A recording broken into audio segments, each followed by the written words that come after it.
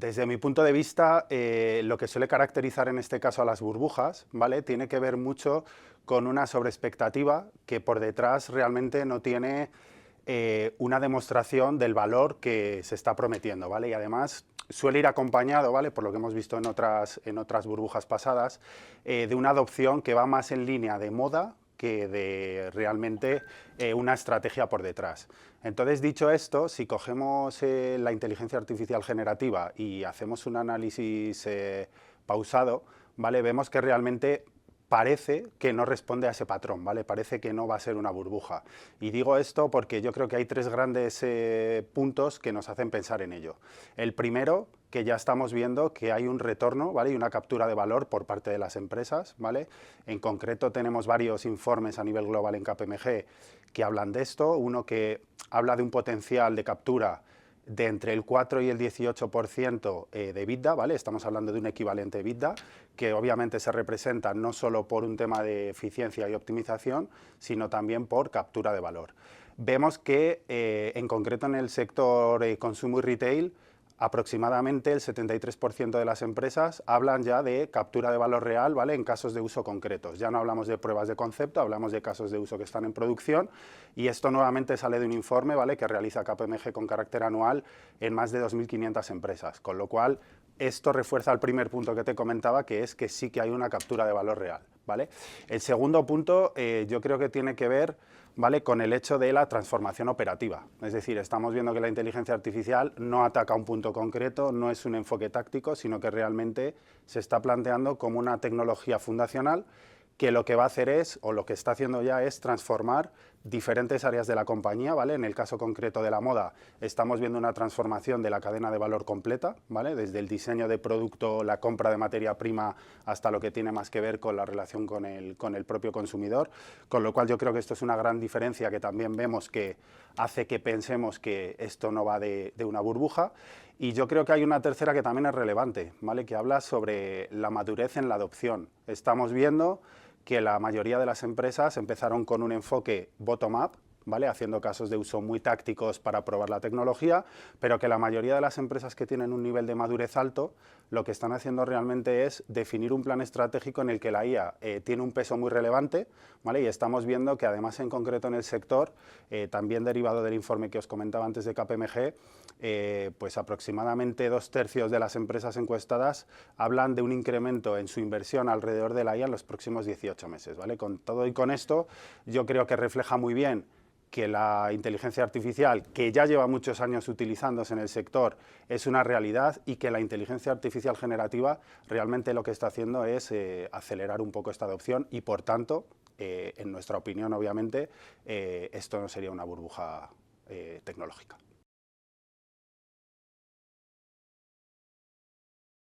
Hay una promesa, una bolsa de oportunidad potencial equivalente a un rango de entre el 4 y el 18%. De media se está hablando que en empresas con un nivel de madurez alto, ¿vale? Y en el caso de moda es un sector que está bastante maduro, estamos hablando de un equivalente al 10% del EBITDA, ¿vale? Entonces yo creo que aquí se ve un valor muy claro. Si hablamos no tanto de términos cuantitativos, que evidentemente son muy relevantes, sino también de qué parte está viéndose afectada, lo decíamos un poco antes, toda la cadena de valor, principales puntos te diría que tienen que ver, por un lado, con la parte más de eficiencia y productividad en áreas de negocio de la compañía. Aquí hablamos de áreas financieras, áreas de compras, áreas de recursos humanos, incluso áreas de IT y marketing, ¿vale? Pero también estamos viendo que hay un impacto muy relevante en todo lo que tiene que ver con creación de nuevo valor, ¿vale? Es decir, cómo con la mejora de la experiencia de cliente, impulsada sobre todo por la personalización, en la que la IA, y sobre todo la IA generativa, está teniendo un papel fundamental, vemos cómo el cliente está percibiendo una mejor experiencia, que esto nos lleva a que los tiempos de respuesta en determinados puntos de contacto sean más rápidos y mejores, y esto está impactando en que haya una visión de ticket medio más alto, compra más recurrente, que impacta en un Customer Lifetime Value mayor y, por tanto, en una mejora a nivel de negocio. En definitiva, es una tecnología transformacional que el hecho de que impacte en toda esta cadena de valor estamos viendo que está generando un retorno muy positivo a nivel económico y, además, con esa visión que es importante marcar, que va mucho más allá de la propia productividad de la compañía, que es un punto importante, pero que realmente estamos viendo que ya se está superando, ¿vale? Y estamos ya pensando en términos más de crecimiento de negocio, de innovación e incluso de generación de nuevos modelos de negocio, como se está viendo últimamente en prensa, ¿no? Con empresas como Mango, que están apostando muy fuerte por este tipo de tecnologías, lo están haciendo muy bien y están generando realmente un impacto real en su cuenta de resultados.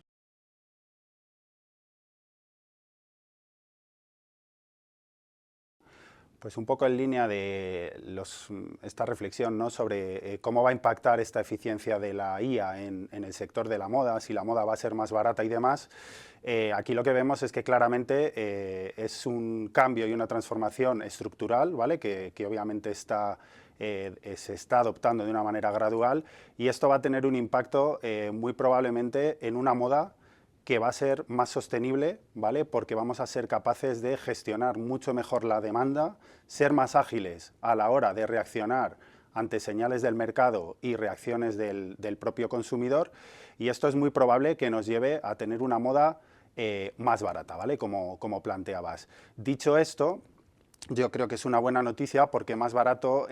no implica ni mucho menos menor calidad, sino todo lo contrario, ¿vale? Yo creo que lo refuerza. Al final esto tiene que ir en pro de que el cliente reciba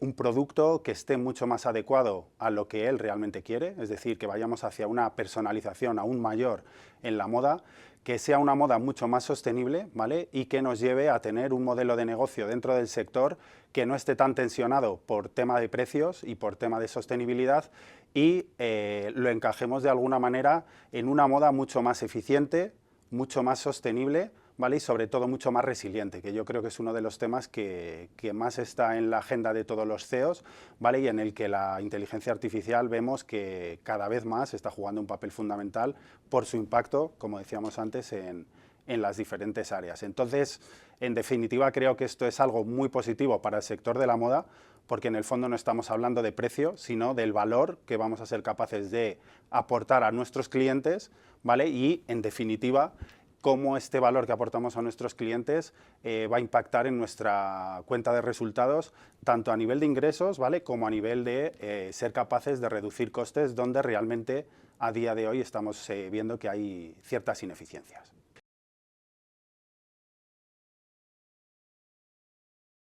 Aquí en nuestra visión, ¿vale?, como consultora que además aúna capacidades muy diferentes, como abogados, equipos de gestión de riesgos alrededor de la tecnología y equipos técnicos y funcionales que están especializados en el sector, vemos que principalmente, ¿vale?, hay tres tipos de riesgo que están muy alineados,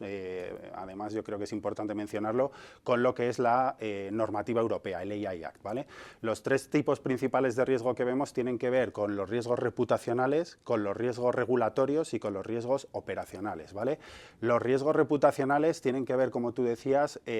con ineficacias, ¿vale?, o datos mal generados por uso de datos de entrada que no son correctos, es decir, aquí la calidad del dato tiene un impacto muy, muy grande en todo lo que vamos a hacer con la inteligencia artificial. Por eso, ser capaces de gobernar este dato de una manera adecuada es fundamental, ¿vale? Luego tenemos otro punto que también es clave, que es evitar sesgos, ¿vale?, en estos datos. Sabemos que hay muchos datasets, muchos conjuntos de datos históricos que están sesgados por el propio comportamiento que tenemos como humanos, y el hecho de utilizar este tipo de conjuntos de datos para entrenar modelos o para generar respuestas con determinados modelos de lenguaje nos puede llevar a riesgos reputacionales en los que la marca pueda correr un peligro, ¿vale?, por el impacto que pueda tener en alguno de sus grupos de interés. El segundo nivel de riesgo, que es el regulatorio, ¿vale?, va muy vinculado con la parte compliance, ¿vale?, del propio AI Act que comentábamos antes. Como sabéis, el AI Act es una regulación a nivel europeo que está basada en el nivel de riesgo, ¿vale?, de los sistemas de IA y que tiene un apalancamiento muy grande en los derechos fundamentales de las personas, ¿vale? Entonces, esto es un riesgo que hay que tener muy en cuenta, que desde KPMG proponemos trabajar con un inventario que de alguna manera nos permita tener claro cuáles son los sistemas de IA que como marca, que como empresa estamos utilizando, categorizar esos sistemas de IA en base al nivel de riesgo que propone la regulación y a partir de ahí, en función de si son niveles de riesgo alto o con menos impacto en negocio, ¿vale?, que actuemos con debida diligencia. Y aquí lo que trasciende, ¿vale?, es el concepto de gobierno de la IA, ¿vale?, que de alguna manera lo que asegura es que los 3 niveles de riesgo, los 3 tipos de riesgo que estamos comentando, queden realmente acotados o minimizados, ¿vale?, porque realmente estamos actuando con esa debida diligencia que en este caso nos pide el reglamento. Por encima de esto, y muy importante, ¿vale?, sobre todo en un sector como la moda, que tiene una componente emocional, yo creo que muy grande, el tema ético, ¿vale? El cómo se posiciona una marca en cuanto al uso de inteligencia artificial es fundamental, ¿vale? Más allá del propio cumplimiento de la norma, que es algo que todos partimos de base, que las empresas van a cumplir, es fundamental entender cómo me quiero posicionar como marca. Yo creo que estamos viendo en el mercado grandes marcas de lujo que están presentando un posicionamiento muy claro sobre qué uso van a hacer de la IA alrededor de sus empleados, sobre qué impacto va a tener la IA que utilizan en sus clientes y, en definitiva, sobre cómo la IA va a afectar a su transformación como marca, ¿vale?, dentro de un sector. Entonces, creo que este punto es fundamental, el tema de los riesgos regulatorios que llevan esta parte ética y, por último, el tema de riesgos operativos, ¿vale?, que aquí en los riesgos operativos hablamos de operaciones y hablamos de seguridad, muy vinculada con la parte de ciberseguridad, y aquí hay temas tan críticos como la privacidad de los datos, que tiene cierta relación con el anterior, pero se embebe aquí porque hablamos más de riesgos de ataques y ciberataques, ¿vale? Y luego dentro de la parte operativa, a nosotros también nos gusta enfocar un tema que creemos que es fundamental en toda esta transformación, que es la gestión del cambio, ¿vale? Sin una gestión del cambio adecuada, todo esto de lo que estamos hablando, ¿vale?, no tiene mucho sentido. Estamos viendo que hay muchos proyectos, muchas pruebas de concepto incluso, que no están teniendo éxito, no porque tecnológicamente no sean buenas, no porque no tengan los datos adecuados, sino porque no se está gestionando el cambio. El empleado no sabe cómo usar la tecnología, no sabe qué impacto va a tener en su rol y en su día a día, y esto al final es un riesgo operativo, ¿vale?, que puede llevar a que haya inversiones que no consigan el retorno esperado, precisamente porque no hemos sido capaces de gestionar un tema que es fundamental, diría que el más importante, y es que las personas, ¿vale?, que forman parte de nuestra empresa realmente entiendan el impacto que una tecnología de este tipo va a tener. Con lo cual, por cerrar este punto, claramente hay una serie de retos y una serie de riesgos muy, muy claros que si no somos capaces de gestionar como compañía, toda la conversación de promesa, de bolsa de oportunidad que hemos comentado anteriormente, se va a quedar en eso, en un papel.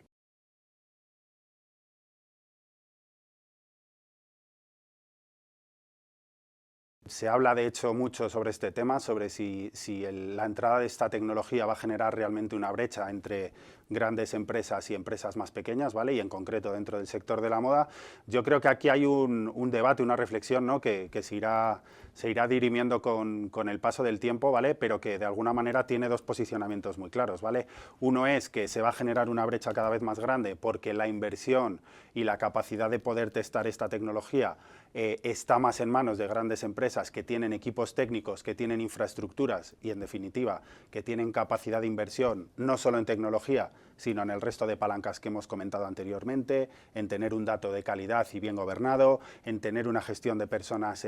correcta, en tener una redefinición de procesos alrededor de las principales áreas de negocio, ¿vale? Esa es una visión, que yo creo que es una visión quizás algo distópica, ¿vale? Yo creo que quizás vayamos a ir más hacia un modelo como el segundo, ¿vale?, que es una reflexión que va más en la línea de que este tipo de tecnologías lo que está haciendo realmente es democratizar la adopción por parte incluso de empresas que son pequeñas, es decir, de pymes, ¿vale? Y aquí lo que estamos viendo es que el hecho de que sean modelos SaaS, ¿vale?, modelos de software as a service, que son muy accesibles para empresas que no tienen, vamos a decir, equipos o grandes equipos tecnológicos internamente, creo que es un buen punto de visión para ver que esto va hacia una democratización, ¿vale? Permite a empresas con un presupuesto reducido ir escalando en base a los resultados que va obteniendo sin necesidad de tener equipos especialistas, ¿vale? Eso yo creo que es una visión que es clara, ¿vale? Y por otro lado, es una visión que complementa otro punto importante, y es que en concreto la inteligencia artificial generativa, y esto lo hemos visto todos como usuarios, es una tecnología en la que nos relacionamos con los diferentes aplicativos o entornos con nuestro lenguaje, ¿no? Con lenguaje natural. Y esto hace que la adopción haya sido masiva. Sabéis que ChatGPT, que fue un poco el gran impulsor, el gran trigger de toda esta adopción, ha sido con mucha diferencia la tecnología que ha tenido un nivel de adopción más rápido y mayor en la historia, ¿vale? Esto tiene mucho que ver con lo que os digo, con el tema del lenguaje natural, y llevándolo a la pregunta que estábamos diciendo, creo que esto también va a permitir que empresas que no tienen un conocimiento técnico interno, ¿vale?, tengan la capacidad de poderlas adoptar de una manera mucho más rápida que nunca, ¿vale? Que sumado a la otra parte económica nos hace pensar que la democratización se puede dar, eso sí, yo creo que con una reflexión por detrás, que es la que hará que la balanza se vaya más hacia un lado o hacia el otro, y es el uso que cada empresa haga de este tipo de tecnologías, obviamente. Yo creo que aquí al final va de entender cómo puede tener un impacto positivo en negocio. No para todas las empresas va a ser una transformación completa de la cadena de valor, pero creo que sí que hay determinados quick wins, ¿vale?, que empresas más pequeñitas pueden ir adoptando, ¿vale?, para poder conseguir valor en este tipo de tecnologías e ir escalando aprovechando ese modelo de software as a service o modelos más, pues eso, como servicio.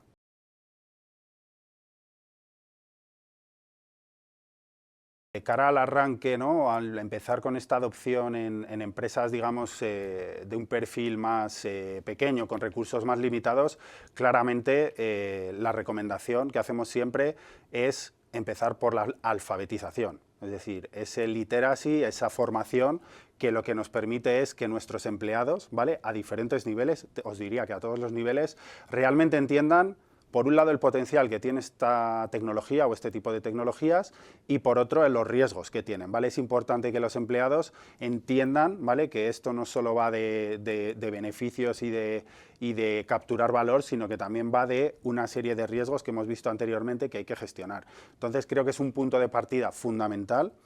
que además desde febrero de este año el reglamento europeo exige, ¿vale?, a todas las empresas que tengan sistemas de inteligencia artificial, con lo cual, si no es por puro convencimiento, es por puro cumplimiento, pero en cualquier caso es un buen punto de arranque. Y luego yo creo que hay un tema que es clave. Hay una cantidad de soluciones accesibles para empresas de todos los tamaños que no ha habido nunca en la historia, y creo que esto va de ir probando, como decíamos antes, de hacer un test and learn y ver qué cosas nos funcionan con casos de uso muy concreto. Creo que en empresas pequeñas quizás el enfoque más de pensar en grande, empezar rápido y escalar todavía más rápido está más que bien, ¿vale? Y yo creo que esto es un poco nuestra recomendación. Y luego, una vez que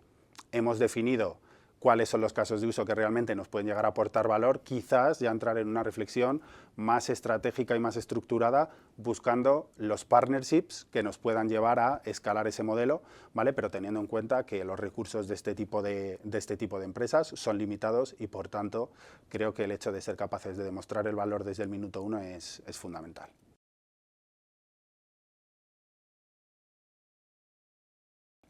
Cada vez más tenemos con estas tecnologías y sobre todo con la gran cantidad de datos de las que disponen los principales players del sector, de prever una parte importante de la demanda, ¿vale? Pero yo diría que nunca llegaremos a ser capaces de prever toda la demanda, ¿vale? Yo creo que eso es un escenario que probablemente nunca lleguemos a ver, porque no es realista, y principalmente porque en este sector en concreto creo que hay un punto emocional, aspiracional y, digamos, muy de sentimiento, ¿no?, del consumidor, que es difícil prever, porque ni siquiera nosotros como consumidores muchas veces sabemos lo que queremos. Empezamos un proceso de discovery sobre un producto concreto y acabamos comprando algo totalmente distinto de otra marca o incluso de otra categoría, con lo cual yo creo que eso es difícilmente previsible.